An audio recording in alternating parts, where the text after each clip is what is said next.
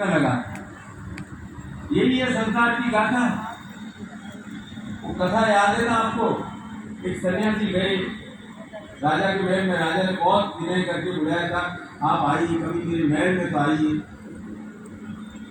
और आपके घर में कोई आता है घूम फिर करके दिखाते हुए, ड्राइंग रूम, ये जो बेडरूम है, ये है, सारा बताते।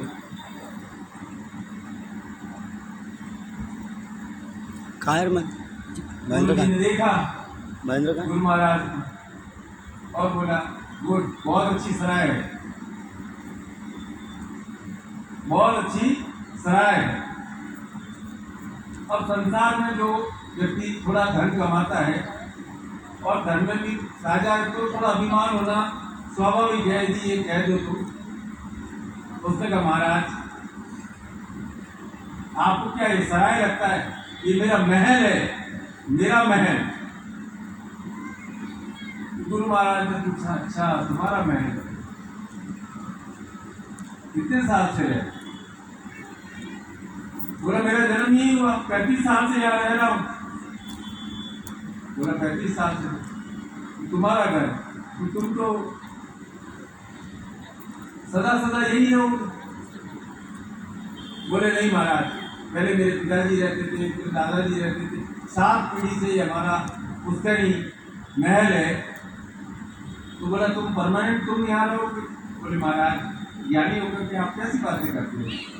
संसार में कोई सदा सदा के लिए रहने के लिए थोड़ी आता है। 30-40 साल में रहूंगा। तो भाई फिर तुम संसार में रह रहे हो तो सराय में रह रहे हो, कहाँ रह रहे हो? वास्तव में आपका घर कौन सा है? वास्तव में आपका घर है आपका शरीर, आपका मन। यह आपका वास्तविक घर है। बाकी सब माया का प्रभाव। सदगुरुदेव की, सदगुरुदेव की, सदगुरुदेव की। ओम हर हर। इसीलिए हर व्यक्ति को लगता है कि बहुत बिजी है, श्वास खाने की फुर्सत नहीं है। तो जो कर्म किए हैं उनका ऋण चुकाना है। अब ऋण चुकाने के लिए नए कर्मों का खाता खोलना ही पड़ेगा। उधार से तो उधार नहीं चुकाया जा सकता है ना। उधार से उधार चुकाओगे तो वही माया जाल के अंदर चक्कर में फंसे रह जाओगे। ऋण चुकाना है तो नए कर्मों का खाता खोलना पड़ेगा, सुकृत कार्य करने पड़ेंगे, सुकृत कर्म करने पड़ेंगे। इसलिए गुरु का आदेश है कि नए कर्मों का खाता खोलो। गुरु से आप जुड़े इसीलिए हो, हे गुरुदेव मेरे जीवन में उन्नति हो, मैं नए कर्मों का खाता खोल सकूं और अपने जीवन के स्वयं के द्वारा किए गए नए कर्मों के द्वारा पूर्व जन्म के दोषों को समाप्त कर सकूं और इस जीवन में नित्य प्रति नवीनता अनुभव कर सकूं।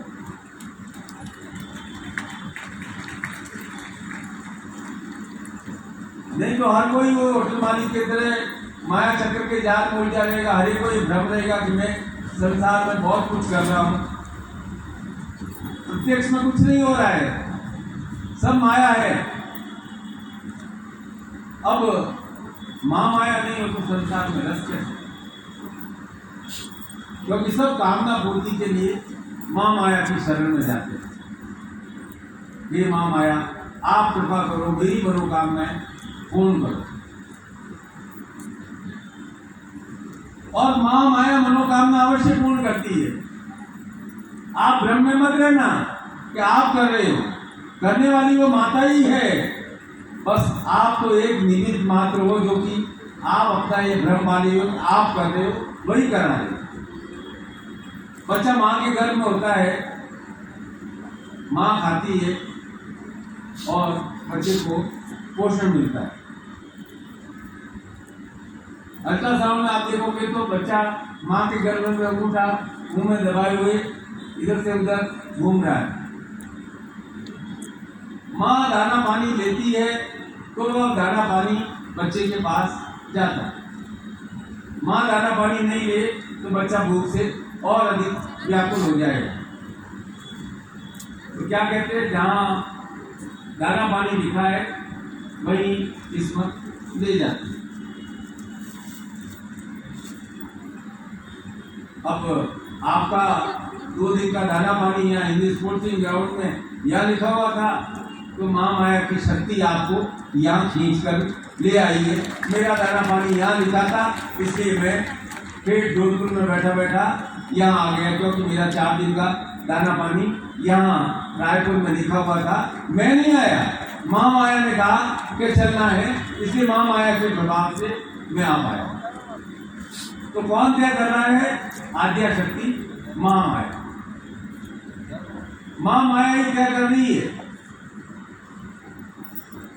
सब सोच विचार उनका है, सब सोच विचार उनका है, पर हर कोई अपनी बुद्धि जरूर लगाए। और कहता है देखो, मैं 400 किलोमीटर की यात्रा करके आया, मैंने ऑफिस में 3 दिन की छुट्टी के लिए एप्लीकेशन मुश्किल लगाया, मैंने अफसर को बताया, मैंने 3 दिन दुकान का शटर डाउन रखा, मैंने ये किया। सब अपनी बुद्धि से अपना अपना करता रहे, कर्म को कर्म से समाधान के लिए सब अपनी अपनी वो बुद्धि जरूर अवश्य लगाते हैं, क्योंकि माँ माया के प्रभाव से हर व्यक्ति संसार में अपने आप को करता समझ रहा है। मैं यह कर रहा हूँ, मैंने उसके लिए यह किया। कभी विचार आता है मैंने ऐसा क्यों किया, मैंने उसे यह दिया, मैंने उसको खरी खरी सुना दी, मैंने उसके साथ ये किया, मैं उस पर भरोसा नहीं करूंगा, मैं उस पर भरोसा करूंगा। और फिर प्रार्थना में करते कई बार गलती हो जाती है, ये बता ये माँ माया मैंने ऐसा क्यों किया। घूम फिर कर वही बात आ जाती है कि है सब माँ माया का प्रभाव। यदि माँ माया क्यों ऐसा रखती है आपको बीजी, यदि नहीं रखे तो बिल्कुल आपकी स्थिति क्या हो जाए, हमारी संसार की जगत की स्थिति क्या हो जाए। अजगर करे न चाह कहीं, पंछी करे न काम, सबके दाता राम कह गए, दास मलुका कह गए सबके दाता राम। यदि माँ माया का प्रभाव नहीं हो तो आप न तो कोई पढ़े, न लिखे, न कोई नौकरी करे, न कोई व्यापार करे, न कोई कार्य करे, लेकिन ये ब्रह्मत पालो, मैं करता हूँ, मैं शक्तिमान हूँ, मैं सर्वश्रेष्ठ हूँ, देखो मैंने क्या महान कार्य किया। बस माँ माया के प्रति समर्पित रहो कि माँ माया मुझे कराने वाली है, मैं केवल निमित्त मात्र बना हूँ, मैं निमित्त मात्र बना। अब ये माँ माया है, स्तंभन है, रुक जाना है विष्णु की निद्रा। तो बस अब कुछ नहीं करना है, जगत का मैंने रचना कर दी है, जगत जाने, मैं तो मेरे विश्राम कर रहा हूँ, विष्णु का नहीं।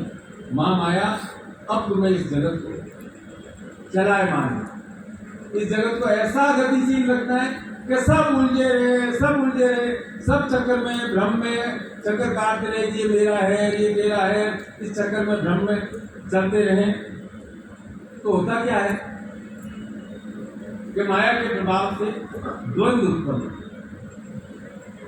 द्वंद्व में मनुष्य की बुद्धि है आपस में लड़ती है, और बुद्धि लड़ते लड़ते अपना जो रचयिता है उसको ही